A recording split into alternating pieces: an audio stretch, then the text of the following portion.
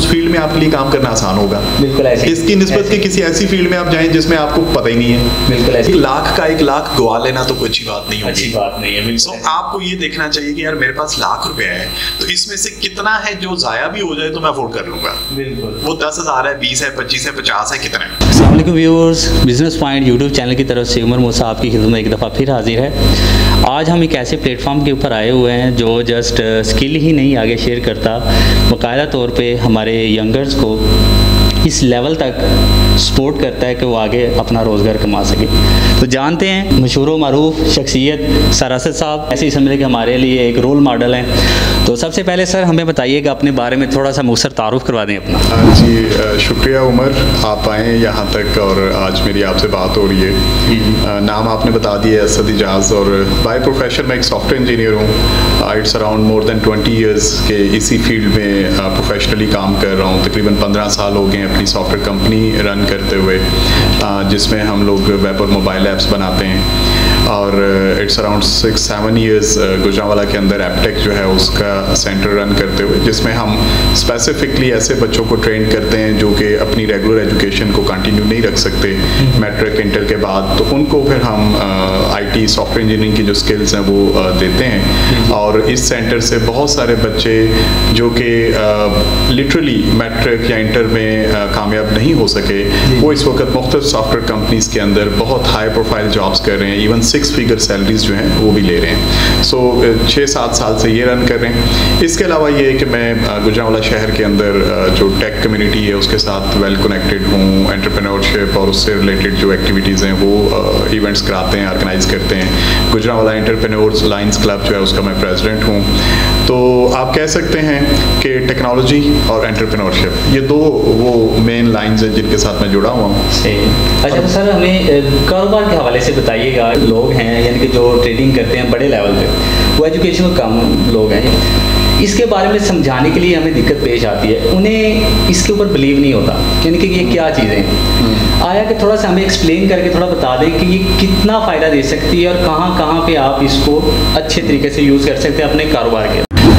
मेरा ख्याल है उमर कि अभी ये जो कोविड आया है पिछले साल से लेकर और अभी तक चल रहा है, it's around over a year now, 1-1.25 साल हो गया है। इसने तो शायद बहुत सारी चीज़ें समझने में आसान कर दी हैं। अब टेक्नोलॉजी की इंपॉर्टेंस को समझना शायद बहुत आसान है, और जो लोग नहीं समझेंगे वो समझ लें कि अगले 2-3 साल बाद बिल्कुल ही फारिग हो जाएंगे। अब कैसे समझा जा सकता है कि कोविड के दौरान हर वो बिजनेस चलता रहा जो ऑनलाइन था, जो डिजिटल था। ऐसी बाकी तमाम फिजिकल बिजनेसेस बंद हो गए, बाजार बंद, स्कूल बंद, इवन हॉस्पिटल्स के अंदर आउटडोर्स बंद।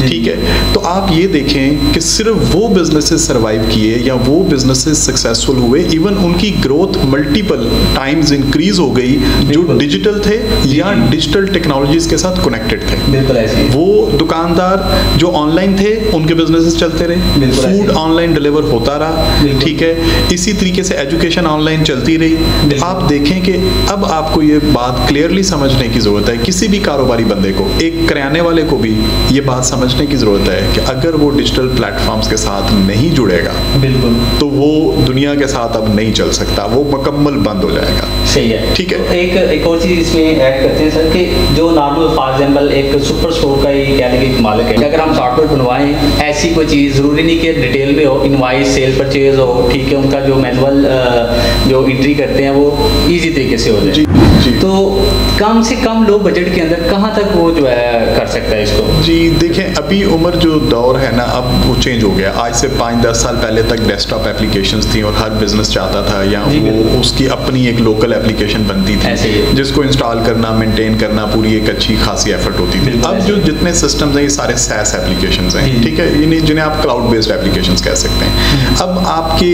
दुकानदारों के लिए भी जो पॉइंट ऑफ सेल्स हैं, जो सिस्टम उन्होंने यूज करने, वो सारे इंटरनेट के ऊपर ऑनलाइन अवेलेबल हैं। ठीक है, सो आपको सिर्फ एक इंटरनेट कनेक्शन चाहिए। मैं ऐसे सॉफ्टवेयर्स को जानता हूँ यहाँ पाकिस्तान में, इवन बड़े पॉपुलर किस्म के सॉफ्टवेयर्स हैं जिनकी सिर्फ चंद हज़ार रुपये आपने सब्सक्रिप्शन देनी होती है और उसके बाद मंथली आप कुछ हज़ार रुपये देते हैं और आपको एक कंप्लीट मुकम्मल जो पॉइंट ऑफ सेल है, एक डिपार्टमेंटल स्टोर को, सुपर स्टोर को रन करने के लिए सिस्टम मिल जाता है। तो अब कहा जा सकता है कि टेक्नोलॉजी की एक्सेस और प्राइस वो नहीं रही जो कभी आज से 5-10 साल पहले थी, सो अब सस्ती है। सिर्फ माइंड बनाने की बात है कि मैंने ये काम करना है। अगर वो माइंड बना लेंगे तो ये अवेलेबिलिटी है। अब हम नहीं कह सकते कि यार बहुत महंगा है, हो उनका नहीं, कैसे करवाएंगे, ये चक्कर खत्म हो गया। मैट्रिक तक का जब तबका आता है, इसका जो है ये माइंडसेट जो है उसके ऊपर आ चुका होता है कि भाई बच्चे को जो है कमाए, ये क्या करना है, ये टाइम ड्यूरेशन जो है ये स्टे करेगा, इसको जितना हो सके कुछ ना कुछ एसेट हमें ला के दे, ठीक है, कुछ कमाए।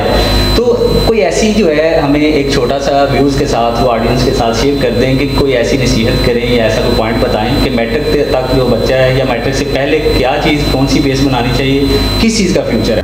देखिए, आपकी इस बात में ना 2-3 सवाल हैं, तो मैं एक एक करके उसका जवाब दूंगा। सबसे पहली बात ये कि मैट्रिक से पहले जो है अगर बच्चों ने इस साइड पे, क्योंकि एक चीज़ क्लियर है, जैसे हम पहले कह रहे थे कि अब ये टेक्नोलॉजी का दौर है। जब मैं स्कूल कॉलेज में था तो कहा जाता था कि आने वाला दौर कंप्यूटर्स का है, तो वो आने वाला दौर आ गया, तो अब वो आ चुका है दौर। तो एक चीज़ हम सबको क्लियर समझनी है कि ये वक्त टेक्नोलॉजी का है। अगर हम इसको नहीं सीखेंगे, अगर हम इसको अडॉप्ट नहीं करेंगे तो हम आगे नहीं चल पाएंगे। सो अगर हमने अपने बच्चों को टेक्नोलॉजी की तरफ लेके आना है तो क्या करने की ज़रूरत है? मेरे ख्याल में आइडियली 5वीं-6ठी क्लास के बच्चे से ऑनवर्ड जो है, और लेट से लेट 8वीं क्लास का जो बच्चा है उसको कोडिंग के साथ, कंप्यूटर कोडिंग के साथ कनेक्ट करने की ज़रूरत है। वो GW बेसिक हो सकती है, कभी थी, पता नहीं अभी है कि नहीं, लेकिन ठीक है। फिर एग्जैक्टली ठीक है, उसके बाद पाइथन बहुत आसान लैंग्वेज है, इजी टू लर्न है, ठीक है, उसको बेस बनाया जा सकता है। सो पॉइंट ये है कि कोशिश ये होनी चाहिए कि हमारे बच्चे 8वीं क्लास, लेट से लेट 8वीं क्लास से कोडिंग के साथ जुड़ जाएं और इसको सीखना शुरू कर दें। जब तक वो मैट्रिक करें, उनकी बेसिक प्रोग्रामिंग कॉन्सेप्ट्स डेवलप हो चुके हों, उनको ये समझ आ चुकी हो कि प्रोग्रामिंग क्या है, कोडिंग क्या है, लैंग्वेजेस क्या है, स्ट्रक्चर्स क्या है, इस तरह की बहुत सारी चीज़ें हैं। तो उसके पास 3 ऑप्शंस हैं। अमूमी तौर पे जब हम लोग पढ़ते हैं ना, मतलब फर्ज करें किसी ने MBA किया या किसी ने कोई और डिग्री ली, तो उसके पास प्राइमरी ऑप्शन होता है जॉब का, कि भाई जॉब मिलेगी तो ये सारी तालीम काम आनी है, वरना किसी काम की नहीं। ऐसे ही है। लेकिन टेक्नोलॉजी एक ऐसी फील्ड है जिसके अंदर आपके पास जॉब का ऑप्शन सबसे पहले, और इस वक्त इतनी शॉर्टेज है रिसोर्सेज की पूरे पाकिस्तान में, इवन गुजरांवाला में IT के लोग नहीं पूरे होते, कोई दिन खाली नहीं जाता कि हमारे पास जॉब्स ना हो, ठीक है। जिसको काम आता है वो मेरे पास आ जाए, मैं उसको अगले 3 से 4 दिन में जॉब पे लगवा दूंगा गुजरांवाला के अंदर। सो पहला ऑप्शन ये है कि जो लोग इस फील्ड में आएंगे, सीखेंगे, वो ये नहीं हो सकता कि उनको जॉब ना मिले, ठीक है। सो जॉब्स आर अवेलेबल। अच्छा, दूसरी बात ये कि अगर वो जॉब नहीं करना चाहते तो वो फ्रीलांसिंग कर लें। सो मतलब ये है कि ये स्किल जो है ये सिर्फ जॉब का डिपेंडेंट नहीं है। आप जॉब नहीं करना चाहते, आप फ्रीलांसिंग कर ले। इतना काम पड़ा हुआ है, सिर्फ एक अपवर्क की वेबसाइट के ऊपर 1 लाख से ज्यादा ओपन जॉब्स होती हैं हर वक्त। इंसान से समझ सकते हैं कि हमारे यहाँ मसला क्या है। हमारे यहाँ जो बिजनेसमैन है, इंडस्ट्रियलिस्ट है, उसका प्रॉब्लम ये है कि उसको ये लगता है कि जो सॉफ्टवेयर है या टेक्नोलॉजी है ये लग्जरी है, ये नेसेसिटी नहीं है, ये लग्जरी है, यानी ये एक इजाफी चीज़ है, अगर मेरा दिल करे या ज़रूरत पड़ेगी तो मैं इसको इस्तेमाल कर लूँगा, वरना खैर है, ठीक है। जबकि अब ये लग्जरी नहीं रही, ये नेसेसिटी हो गई है।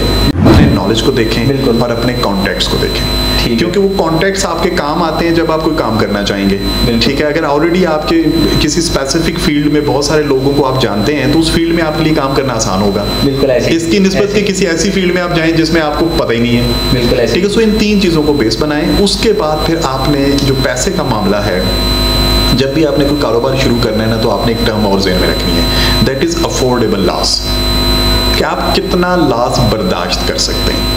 आपके पास फर्ज करें 1 लाख रुपए है, ठीक है, टोटल है ही 1 लाख, बिल्कुल। तो 1 लाख का 1 लाख गवा लेना तो कोई अच्छी बात नहीं होगी, अच्छी बात नहीं है। सो आपको ये देखना चाहिए कि यार मेरे पास लाख रुपया है, तो इसमें से कितना है जो जाया भी हो जाए तो मैं अफोर्ड कर लूंगा, बिल्कुल। वो 10,000 है, 20 है, 25 है, 50 है, कितना है, बिल्कुल आप प्लान होना चाहिए, वो आप कैलकुलेट करें और फिर उस अमाउंट के अंदर रह के काम शुरू करें, बिल्कुल, ठीक है। और फिर इंशाल्लाह आप मतलब खाली जेब से भी काम शुरू हो सकता है। आपकी अपनी सलाहियत कुछ ऐसा काम कर सकती है कि आप खाली जेब से कारोबार शुरू कर लें, ठीक है। आप किसी से कोई चीज़ पकड़ें, आगे ले जाके बेच दें, प्रॉफिट जेब में डालें, हफ्ता बेचेंगे, वो प्रॉफिट इतना हो जाएगा कि आप अगली अपनी चीज़ खरीद के बेचना शुरू कर देंगे, ठीक है। So there can be multiple ways, but principally आपको जो है वो कुछ चीज़ों को समझना ज़्यादा ज़रूरी है कारोबार करने से पहले। अच्छा सर, काफ़ी चीज़ें आपसे सीखने को मिली हैं। व्यूज़ जैसा कि कारोबार के हवाले से एक लेटेस्ट एजुकेशन के हवाले से भी बात हुई है और डिजिटल मार्केटिंग के हवाले से बात हुई है, और ये वो पर्सन थे कि जो